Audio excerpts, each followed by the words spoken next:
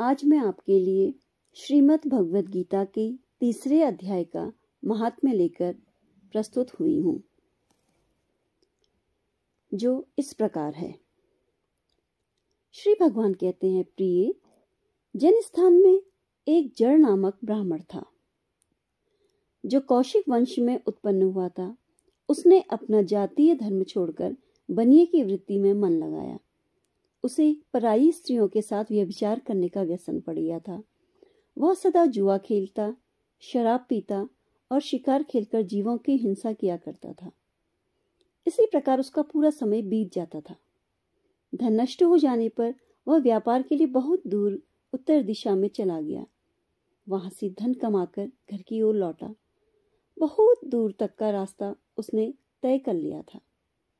एक दिन सूर्यास्त हो जाने पर जब 10 दिशाओं में अंधकार फैल गया, तब एक वृक्ष के नीचे उसे लुटेरों ने धर दबोचा और शीघ्र ही उसके प्राण ले लिए।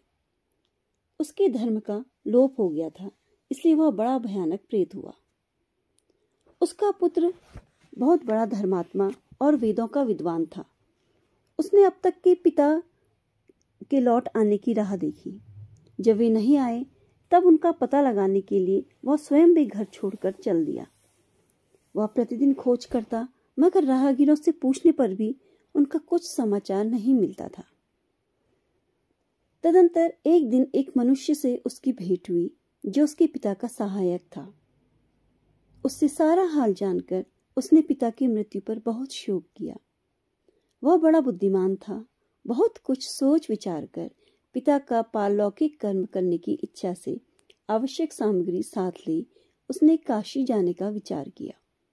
मार्ग में 7-8 मुकाम डालकर वह 9वें दिन उसी वृक्ष के नीचे पहुंचा जहां इसके पिता मारे गए थे।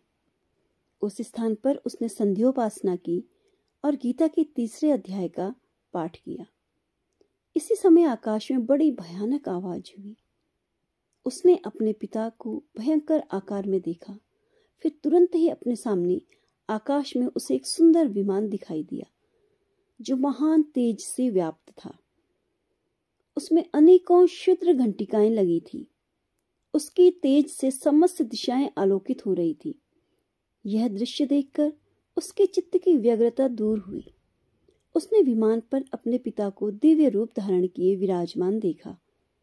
उनके शरीर पर पीतांबर शोभा पा रहा था और मुनिजन उनकी स्तुति कर रहे थे। उन्हें देखते ही पुत्र ने प्रणाम किया। तब पिता भी उसे आशीर्वाद दिया। तत्पश्चात उसने पिता से यह सारा वृतांत पूछा। उसके उत्तर में पिता ने सब बातें बताकर इस प्रकार कहना प्रारंभ किया, बेटा, देववश मेरे निकट गीता के 3 अध्याय का पाठ करके तुमने इस शरीर के द्वारा किए हुए दुस्त्यज कर्म बंधन से मुझे छुड़ा दिया। अतः अब घर लौट जाओ, क्योंकि जिसके लिए तुम काशी जा रहे थे वह प्रयोजन इस समय 3 अध्याय के पाठ से ही सिद्ध हो गया। पिता के यों कहने पर पुत्र ने पूछा, पिता, मेरे हित का उपदेश दीजिए तथा और कोई कार्य जो मेरे लिए करने योग्य हो बतलाइए। तब पिता ने उससे कहा, अनंत, तुम्हें यही कार्य फिर करना है। मैंने जो कर्म किया है वही मेरे भाई ने भी किया था। इससे वे घोर नरक में पड़े हैं। उनका भी तुम्हें उद्धार करना चाहिए तथा मेरे कुल के और भी जितने लोग नरक में पड़े हैं उन सबका भी तुम्हारे द्वारा उद्धार हो जाना चाहिए। यही मेरा मनोरथ है। बेटा, जिस साधन के द्वारा तुमने मुझे संकट से छुड़ाया है उसी का अनुष्ठान औरों के लिए भी करना उचित है। उसका अनुष्ठान करके उससे होने वाला पुण्य उस नारकी जीवों को संकल्प करके दे दो, जिससे वे समस्त पूर्वज मेरी ही तरह यातना से मुक्त हो स्वल्प काल में ही श्री विष्णु के परम पद को प्राप्त हो जाएंगे। पिता का यह संदेश सुनकर पुत्र ने कहा, तात, यदि ऐसी बात है और आपकी भी ऐसी ही इच्छा है तो मैं समस्त नारकी जीवों का नरक से उद्धार कर दूंगा। यह सुनकर उसके पिता बोले, बेटा, एवं अस्तु, तुम्हारा कल्याण हो। मेरा अत्यंत प्रिय कार्य संपन्न हो गया। इस प्रकार पुत्र को आश्वासन देकर उसके पिता भगवान विष्णु के परम धाम को चले गए। तत्पश्चात वह भी लौटकर जन स्थान में आया और परम सुंदर भगवान श्री कृष्ण के मंदिर में उनके समक्ष बैठकर पिता के आदेशानुसार गीता के 3 अध्याय का पाठ करने लगा। उसने नारकी जीवों का उद्धार करने की इच्छा से गीता पाठ जनित सारा पुण्य संकल्प करके दे दिया। इसी बीच में भगवान विष्णु के दूत यातना भोगने वाले नारकी जीवों को छुड़ाने के लिए यमराज के पास गए। यमराज ने नाना प्रकार के सत्कारों से उनका पूजन किया और कुशल पूछी। वे बोले, धर्मराज, हम लोगों के लिए सब और आनंद ही आनंद है। इस प्रकार का सत्कार करके पितृलोक के सम्राट परम बुद्धिमान यम ने विष्णु दूतों से यमलोक में आने का कारण पूछा। तब विष्णु दूतों ने कहा, यमराज, शेष शैया पर शयन करने वाले भगवान विष्णु ने हम लोगों को आपके पास कुछ संदेश देने के लिए भेजा है। भगवान हम लोगों के मुख से आपकी कुशल पूछते हैं और यह आज्ञा देते हैं कि आप नरक में पड़े हुए समस्त प्राणियों को छोड़ दें। अमित तेजस्वी भगवान विष्णु का यह आदेश सुनकर यम ने मस्तक झुकाकर उसे स्वीकार किया और मन ही मन कुछ सोचा। तत्पश्चात मदोन्मत्त नारकी जीवों को नरक से मुक्त देखकर उनके साथी वे भगवान विष्णु के वास स्थान को चले। यमराज श्रेष्ठ विमान के द्वारा जहाँ क्षीर सागर है वहां जा पहुंचे। उसके भीतर कोटि कोटि सूर्यों के समान कांतिमान, नील कमल दल के समान श्याम सुंदर लोकनाथ जगतगुरु श्री हरि का उन्होंने दर्शन किया। भगवान का तेज उनके शैया बने हुए शेषनाग की फणों की मणियों के प्रकाश से दुगुना हो रहा था। वे आनंद युक्त दिखाई दे रहे थे। उनका हृदय प्रसन्नता से परिपूर्ण था। भगवती लक्ष्मी अपने सरल चितवन से प्रेम पूर्वक उन्हें बार बार निहार रही थी।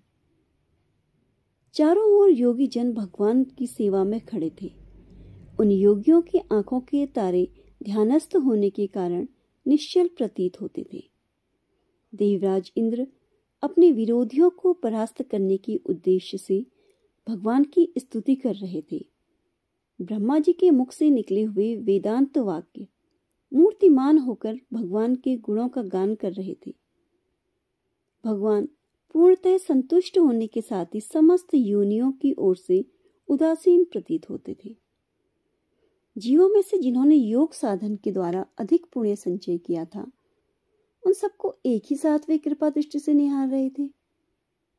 भगवान अपने स्वरूप भूत अखिल चराचर जगत को आनंद पूर्ण दृष्टि से आमोदित कर रहे थे। शेषनाग की प्रभा से उद्भासित और सर्वत्र व्यापक दिव्य विग्रह धारण किए नील कमल के सदृश श्याम वर्ण वाले श्रीहरि ऐसे जान पड़ते थे मानो चांदनी से घिरा हुआ आकाश सुशोभित हो रहा है। इस प्रकार भगवान की झांकी करके यमराज अपनी विशाल बुद्धि के द्वारा उनकी स्तुति करने लगे। यमराज बोले, संपूर्ण जगत का निर्माण करने वाले परमेश्वर, आपका अंतःकरण अत्यंत निर्मल है। आपके मुख से ही वेदों का प्रादुर्भाव हुआ है। आप विश्व रूप और इसके विधायक ब्रह्मा हैं। आपको नमस्कार है। अपने बल और वेग के कारण जो अत्यंत दुर्दृश प्रतीत होते हैं, ऐसे दानवेंद्रों का अभिमान चूर्ण करने वाले भगवान विष्णु को नमस्कार है। पालन के समय सत्वमय शरीर धारण करने वाले विश्व के आधारभूत सर्वव्यापी श्री हरि को नमस्कार है। समस्त देहधारियों की पातक राशि को दूर करने वाले परमात्मा को प्रणाम है। जिनकी ललाटवर्ती नेत्र के तनिक सा खुलने पर भी आग की लपटें निकलने लगती हैं, उन रुद्र रूपधारी आप परमेश्वर को नमस्कार है। आप संपूर्ण विश्व के गुरु, आत्मा और महेश्वर हैं। अतः समस्त वैष्णव जनों को संकट से मुक्त करके उन पर अनुग्रह करते हैं। आप माया से विस्तार को प्राप्त हुए अखिल विश्व में व्याप्त होकर भी कभी माया अथवा उससे उत्पन्न होने वाले गुणों से मोहित नहीं होती। माया तथा माया जनित गुणों के बीच में स्थित होने पर भी आप पर उनमें से किसी का प्रभाव नहीं पड़ता। आपकी महिमा का अंत नहीं है, क्योंकि आप असीम हैं। फिर आप वाणी के विषय कैसे हो सकते हैं? अतः मेरा मौन रहना ही उचित है। इस प्रकार स्तुति करके यमराज ने हाथ जोड़कर कहा, जगत गुरु, आपके आदेश से इन जीवों को गुण रहित होने पर भी मैंने छोड़ दिया है। अब मेरे योग्य और जो कार्य हो उसे बताइए। उनके यो कहने पर भगवान मधुसूदन मेघ के समान गंभीर वाणी द्वारा मानो अमृत रस से सींचते हुए बोले, धर्मराज, तुम सबके प्रति समान भाव रखते हुए लोगों का पाप से उद्धार कर रहे हो। तुम पर देहधारियों का भार रखकर मैं निश्चिंत हूं। अतः तुम अपना काम करो और अपने लोक को लौट जाओ। यो कहकर भगवान अंतर्ध्यान हो गए। यमराज भी अपनी पुरी को लौट आए। तब वह ब्राह्मण अपनी जाति के और समस्त नारकी जीवों का नरक से उद्धार करके स्वयं भी श्रेष्ठ विमान द्वारा श्री विष्णुधाम को चला गया। धन्यवाद।